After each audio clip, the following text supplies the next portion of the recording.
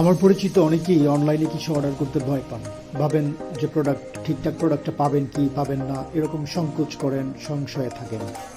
তো আমি একটা স্মার্ট ওয়াচ অর্ডার করেছিলাম। কিভাবে অর্ডার করলে সঠিক জিনিসটা পাওয়া যাবে, কোথায় অর্ডার করলে সেটা ঠিকঠাক মতো পাওয়া যাবে, এইটা নিয়ে আজকে একটা ভিডিও আমি ক্রিয়েট করবো। তো আমি একটা স্মার্ট ওয়াচ অর্ডার করেছি অনলাইনে, এবং আমি অর্ডার করেছি গ্যাজেট অ্যান্ড গিয়ার তাদের ওয়েবসাইট থেকে। তাদেরকে আমার যথেষ্ট রেপুটেড মনে হয়েছিল।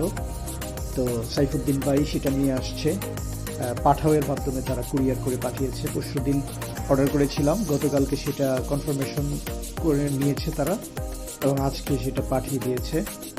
তাদের প্যাকেটটা, তাদের ব্র্যান্ডের প্যাকেজিংটা ভালো। গ্যাজেট অ্যান্ড গিয়ার তাদের বক্সটা আসলে অনেক সুন্দর ছিল। তাদের নিজেদের ব্র্যান্ডের কস্টিক থেকে শুরু করে সব প্যাকিংটা খুব ভালো ছিল, এবং খুব হার্ড প্যাকিং। মানে এটা আমার যেটা মনে হচ্ছে, এটা খুলতে অনেকক্ষণ লাগবে, অনেক সময় লাগবে। খুব শক্ত প্যাকিং করা হয়েছে। এটা হচ্ছে প্রাইস, এটা এখানে 4,099 টাকা, মানে 4,100 টাকা। তো 3,950 টাকা মেবি ছিল প্রাইস, আর 150 টাকা হচ্ছে কোরিয়ার চার্জ। আমি গাজীপুর থেকে অর্ডার করেছি, তাই 150 টাকা। টাকার ভিতরে খুব সম্ভবত 100 কিংবা 80 টাকা এরকম। এটার এই ইনভয়েসটা যেটা, সেটা উপরে দেওয়া আছে, ইনভয়েসটা দিয়ে দিয়েছে ওরা। প্যাকেটিংটা অনেক শক্ত এবং হার্ড, সুন্দরভাবে করা আর কি। এটা হচ্ছে পাঠাওয়ের যে রিসিপ্ট, ওটা প্যাকেটটা দেখতেছি ঠিকঠাক মতো। আমি গ্যাজেট অ্যান্ড গিয়ার থেকে আগে কখনো অনলাইনে অর্ডার করিনি। অফলাইনে তাদের শোরুম আছে, উত্তরাতে আছে। তাদের শোরুম থেকে আমি নানান ধরনের প্রয়োজনীয় প্রোডাক্ট কিনেছিলাম, কিন্তু অনলাইনে অর্ডার করিনি। এটা একটা এক্সপিরিয়েন্স আমার জন্য। এই এক্সপিরিয়েন্সটা শেয়ার করতে যাচ্ছি সবার সাথে, এবং আমি শেয়ার করব। এবং প্রোডাক্টটা ইউজ করা পর্যন্ত এটার টোটাল একটা প্যাকেজ আমি শেয়ার করব একটা ভিডিওতে। তো এটা হচ্ছে অরিজিনাল প্রোডাক্টের জন্য রিলায়েবল এবং রেপুটেড, কাউকে রেপুটেড কোনো ওয়েবসাইট থেকে যদি অর্ডার করা না হয়, তাহলে এগুলো রিস্ক থাকে, ডুপ্লিকেট প্রোডাক্ট থাকে, সেগুলো ভালো থাকে না, ফেক প্রোডাক্ট থাকে। তো গ্যাজেট অ্যান্ড গিয়ারকে চোখ বন্ধ করে বিশ্বাস করা যায়, কারণ তারা যথেষ্ট রেপুটেড এবং বিশ্বাস করা যায়। অরিজিনালের ক্ষেত্রে তারা আমার ধারণা কখনো ছাড় দেয় না, এবং তারা ইএমআইতেও প্রোডাক্ট সেল করে তাদের ওয়েবসাইটে। নিয়ে তো তাদের শপিং ব্যাগের ভিতরে আরেকটা বক্স, আর সেই বক্সটাই হচ্ছে আমার স্মার্ট ওয়াচের বক্স, অরিজিনাল বক্স। এইটাও গ্যাজেট অ্যান্ড গিয়ার তারা খুব ভালোভাবে প্যাকেটটা করেছে, কারণ হচ্ছে যদি পড়েও যায় হাত থেকে, যদি নষ্ট না হয়, কাস্টমারের প্রোডাক্টটা যাতে কোনো ক্ষতি না হয়, কোনো প্রবলেম না হয়, সেই জন্য তারা খুব বেশি সতর্ক, এবং আমিও খুশি সেটার জন্য। তো আমি আশা করি আরও কোনো প্রোডাক্টের প্রয়োজন হলে আমি তাদের কাছে অর্ডার করব। এই হচ্ছে আমার কাঙ্ক্ষিত স্মার্ট ওয়াচ। এটা হচ্ছে নর্মাল প্রাইস, মানে স্মার্ট ওয়াচের দাম নর্মালি 5,000 টাকার উপরে বেশিরভাগ, কিন্তু এটা হচ্ছে রেডমির এবং অরিজিনাল, এবং এটা রিজনেবল প্রাইসের মধ্যে যথেষ্ট ভালো। বাকিটা বুঝতে পারবো ইউজ করার পর।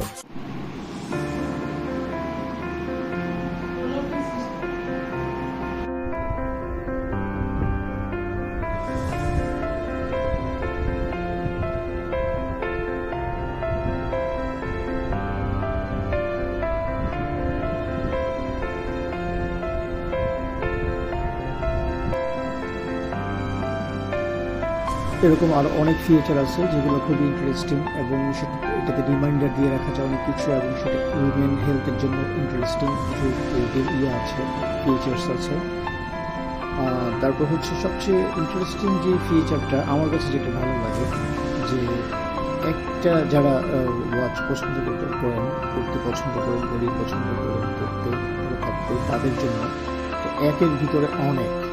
কীরকম, এখানে প্রায় 100 উপরে হবে স্ক্রিন আছে, ওয়াচ স্ক্রিন আছে।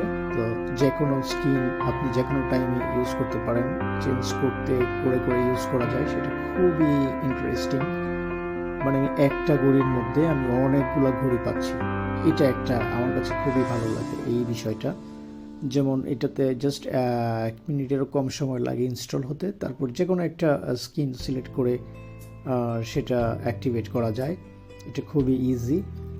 আর কিছু কিছু মজার ফিচার্স আছে যেগুলো হচ্ছে যে স্লিপ ট্র্যাক করা এবং স্ট্রেস, এটা হচ্ছে নেগেটিভ। স্ট্রেসটা হচ্ছে কমপ্লিটলি নেগেটিভ। এই কিছু কিছু আছে যেগুলো আবার আপনাকে প্যানিক দিবে, যেমন অনেক সময় হার্ট রেট 100-এর উপরে থাকবে, তখন এটাকে একটু প্যানিক দিবে। আবার দেখা গেছে মাঝে মধ্যে স্ট্রেসটা দেখাবে একটু বেশি, মানে সেটা হয়ে যায়, তখন এই জিনিসগুলো হচ্ছে নেগেটিভ। তখন এইটা একটা প্যানিক, মানে যে আমার হার্ট রেট বেড়ে গেল, আমার হার্ট রেট বেড়ে যাওয়ার কারণে কি কোনো প্রবলেম হবে কি না, এরকম একটা প্যানিক দিবে আর কি। আবার স্লিপ স্ট্রেসের ক্ষেত্রে যে হয়তো আপনি রিল্যাক্সড আছেন, কিছু বা কিছু বোঝা যাচ্ছে না, বাট মনে হচ্ছে যে না এটা তো খুবই স্ট্রেসফুল হয়ে যাচ্ছে, আমি কি বেশি স্ট্রেস নিচ্ছি কিনা। আর সবচেয়ে ইম্পর্টেন্ট যেটা, এটা হচ্ছে আরেকটা নেগেটিভ দিক, এটা বলি, সেটা হচ্ছে চার্জ। একটা যে কোনো ডিভাইস, ইলেকট্রনিক্স ডিভাইসের ক্ষেত্রে সবচেয়ে ইম্পর্টেন্ট যে বিষয়টা সেটা হচ্ছে চার্জের ব্যাকআপ। এইটার ক্ষেত্রে আমি যতদূর কেনার আগে আমার একটা ধারণা ছিল, এবং ওখানে কিছু উল্লেখ ছিল যে এটা 10-12 দিন অ্যাটলিস্ট ইউজ করা যাবে।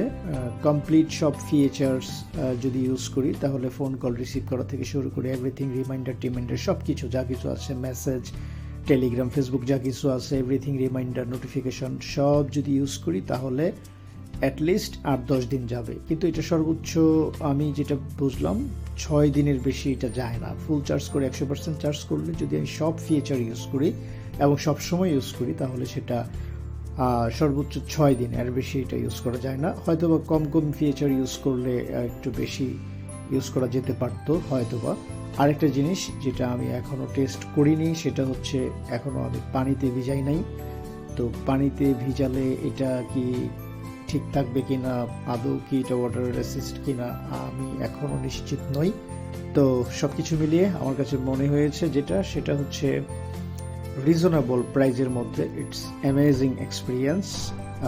I love it and it's really really